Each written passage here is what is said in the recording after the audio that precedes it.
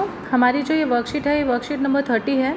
Subject है science और class है 9th। इंग्लिश मीडियम में है, लेकिन मैं साथ साथ हिंदी मीडियम भी पढ़ा रही हूँ ताकि सभी बच्चों को समझ आ सके। ये 17 सितंबर की है। स्टार्ट करते हैं। टिश्यू के बारे में हमने पहले पढ़ा है, तो उसी को कंटिन्यू करेंगे। ये एपिडर्मिस के बारे में पढ़ेंगे। जिज्ञासा दीदी, how are plants able to protect themselves? आप अपने घर को प्रोटेक्ट करने के लिए गेट लगाते हैं बड़े बड़े, ठीक है, ताले लगाते हैं। प्लांट को कैसे प्रोटेक्ट किया जाएगा? ज्ञान, plants have protective tissues for this purpose. उनके पास प्रोटेक्टिव टिश्यूज़ होते हैं।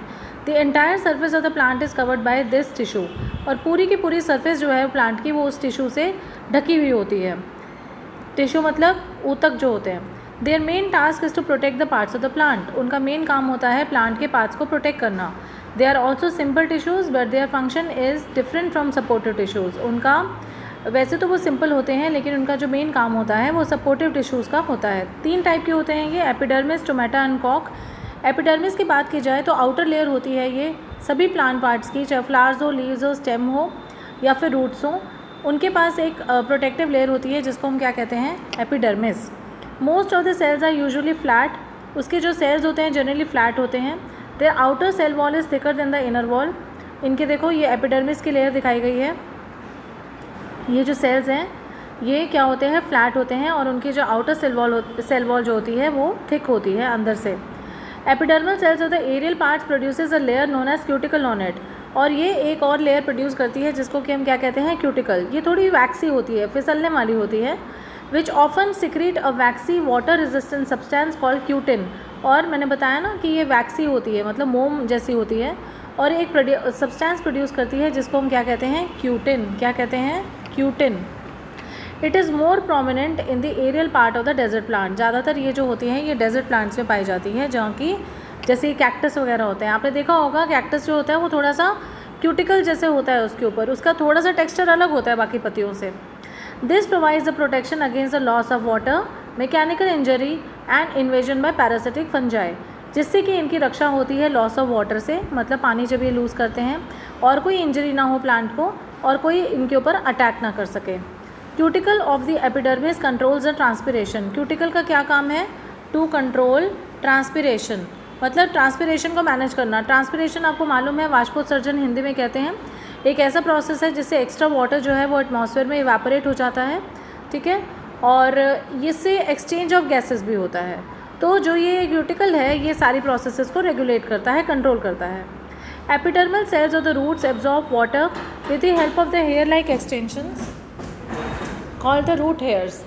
जो एपिडर्मल सेल्स होते हैं रूट्स के, वो क्या करते हैं, जो एपिडर्मल सेल्स हैं रूट्स के, वो क्या करते हैं, प्रोटेक्ट करते हैं of the roots, absorb water, absorb करते हैं पानी को with the help of their hair like extensions, ठीक है।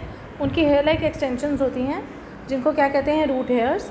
रूट हेयर्स जो हैं वो भी क्या करते हैं, एब्जॉर्प्शन कैपेसिटी बढ़ाते हैं रूट्स की, ठीक है। स्टोमेटा की बात की जाए तो आपको मैंने ये लैब में दिखाया भी हुआ है कि ये देखो ये गार्ड सेल्स होते हैं दोनों तरफ इनके, और बीच में क्या होते हैं, स्टोमेटा होते हैं। जो पोर्स होते हैं उनका काम क्या होता है, exchange of gases and also to control the transpiration. फिर जहाँ तक बात की जाए कॉक की या कैम्बियम की, as a plant grows older the tissues on the outer layers of the roots and stem become hard and convert into Kock.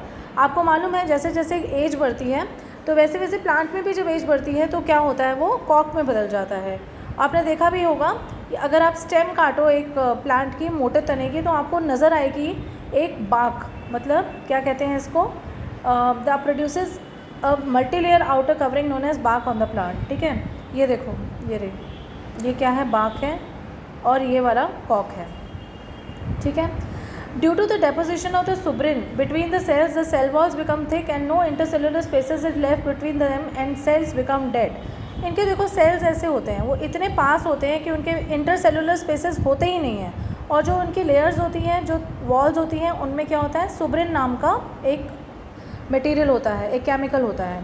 सुब्रिन जो है वो ये बाक बनाता है, बाक मतलब ये जो तना टाइप बनाता है, एंड कॉक बनाता है, जो कि प्लांट को प्रोटेक्ट करती है झटकों से, आंधियों से, तूफानों से और चीज़ों से।